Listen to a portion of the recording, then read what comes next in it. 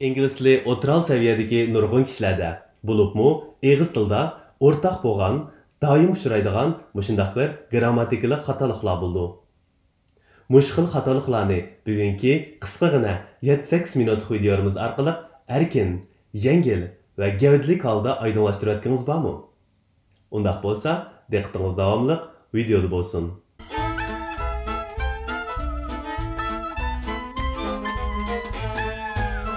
Salam dostlar, welcome to English with Erkin YouTube channel. I'm Erkin. Erkin bilan ingliz tili YouTube kanalına kelganingizni qarshi olman, men Erkin. İngliz tili grammatikasiga sho'ng'ib kiraman desangiz, u bir dengiz, u bir okean. Har xil grammatikalik kitoblarda o'xshash grammatika har xil ifodalanadi va har xil o'qituvchilar o'zining metodiga asosan o'xshamagan shaklda o'tadi.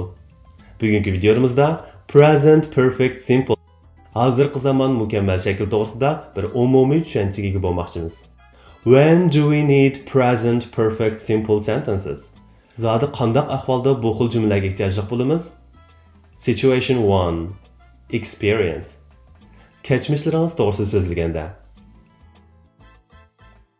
Situation 2. Unfinished past. Oxirlashmagan o'tmish to'g'risida so'zlagan vaqtingizda. Situation 3. Recent past. Yaqin o'tmish to'g'risida so'zlagan vaqtingizda. Timeline. Vaqt liniyasi. Bu xil grammatikani jonliq ifodalash va yaxshi tushunish uchun bu xil vaqt liniyasini ishlatamiz. O'tmish, hozir, kelgusi. Situation 1. Experience. We use the present perfect simple to talk about experiences in our life up to now, but we don't say when they happened. O'tmishdan hozirgacha bo'lgan, boshdan o'tkazgan kechmishlaringiz, hikoyangiz, ko'rgan anglag'anlaringiz haqida so'zlaganda bu xil jumla shaklini ishlatamiz. Ammo diqqat, bu yerda hayot tajribalaringizning aniq yuz bergan vaqti to'g'risida gap bo'linmaydi. Agar aniq vaqt to'g'risida uchur bermoqchi bo'lsangiz, bu boshqa bir xil grammatikalik shakli bo'ldi. Qani misol ko'raylik. I've lost my passport. Pasportim yutib ketdi.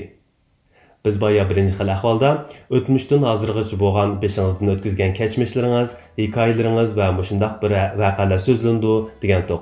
Demak, pasportimning yutib ketishi o'tmishdan hozirgacha bo'lgan shunday bir yuz bergan voqea. Ammo pasportim zodi qachon yutib ketdi? Tunugunmi? Bir haftaning oldidimi? Bir oyning oldidimi? Bunisi bizga noma'lum. Bu to'g'risida ham so'zlanmaydi. Demak, bu vaqt liniyasi orqali bu birinchi xil ahvoldagi present perfect simple intayin jonliq ifodalangan. Tuanda biz o'z-o'zimizga savol qo'yish orqali bu birinchi xil ahvolning mazmuniga to'g'ri tushadigan jumla tuzdikmi? Qani bir tekshirib boqaylik. Concept checking questions. Do I have my passport now? No, I don't. When exactly did I lose my passport? We don't know. We don't care.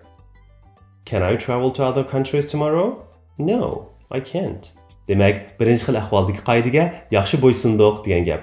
We've seen that movie. Biz u kinoni ko'rgan. Concept checking questions. Do we know that movie? Yes, we do. When did we see that movie? We don't know. We don't care. Situation 2. Unfinished past. We use the present perfect simple for something that started in the past and continues in the present. İkinci xil ahvol oxirlashmagan o'tmish bo'lib, ya'ni ma'lum bir ish o'tmishda, ya'ni o'tgan zamonda boshlangan, ammo hali ham oxirlashmagan. Mush xil ishlar ustida so'zlagan vaqtingizda ham present perfect simple ni ishlatamiz, ya'ni hozirgi zamon mukammal jumla shaklini ishlatamiz degan gap. Qani misol ko'raylik. I've lived in this country for 3 years. Mening bu davlatda yashaganimga 3 yil bo'libdi. Xo'sh, bu ikkinchi xil ahvol, ya'ni oxirlashmagan o'tmishning qoidalariga yaxshi bo'ysundiqmi? Bir tekshirib boqaylik. Where do I live now? In this country. When did I move to this country? 3 years ago. My husband and I have had this place since 2001. Yo'ldoshim bilan ishimiz bu oyni 2001-yili setib oldik. Concept checking questions. Where do we live now? In this house. Since when have we owned this place? Since 2001.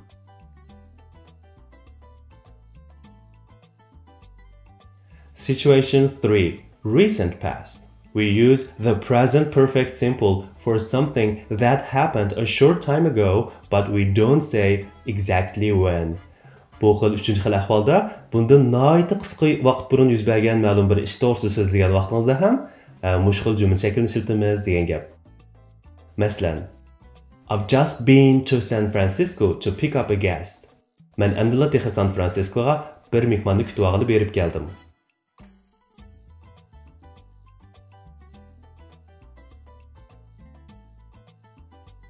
Where am I now? I'm here. I'm back.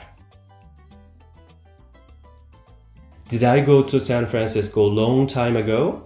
No, I didn't. I went there a short time ago.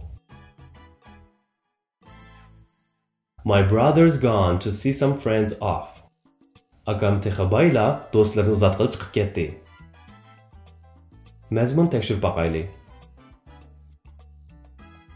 Is my brother at home now? No, he isn't. He's out. When did he go out? A short time ago. Bu yerda bu ikki misol jumlaning mazmunini yaxshi tushunish uchun gone bilan been ning farqini obdan bilishimiz kerak. Men burun ishlagan Baqqan Baxmagan nomli videoda bu ikkisining farqini yaxshi tushuntirgan. Shu videoni ham ekran ustiga chiqarib qo'yman. Xalsangiz bir ko'rib olsangiz bo'ldi. Undaq bo'lsa, hozirgi zamon mukammal jumlalarni zodi qandoq tuzaymiz? Bugungi misol jumlalarga bir qaraydigan bo'lsak, bu jumlalarning o'rtaqligini his qila olamiz.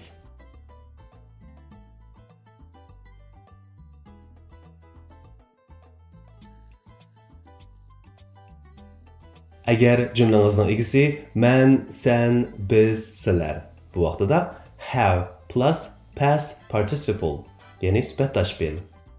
Agar jumlangizning egasi shun shaxs birlik bo'lsa, has plus past participle, ya'ni sifat tashbih. Xo'shanda bo'lsa tunda yuqorida biz o'rgangan 3 xil ahvolning xalqon birga tushadigan bir jumla tuzab, video ostidagi inkas qisqa yozib qo'ying. Tasavvurga boy bo'ling. Xo'sh, bugungi darsimizning mazmuni mushagacha bo'ldi. Ham bahrlab qo'shni unutmang, topshiriqlarni ishlashni unutmang. Kelar hafta ko'rishaylik. Xayr xo'sh.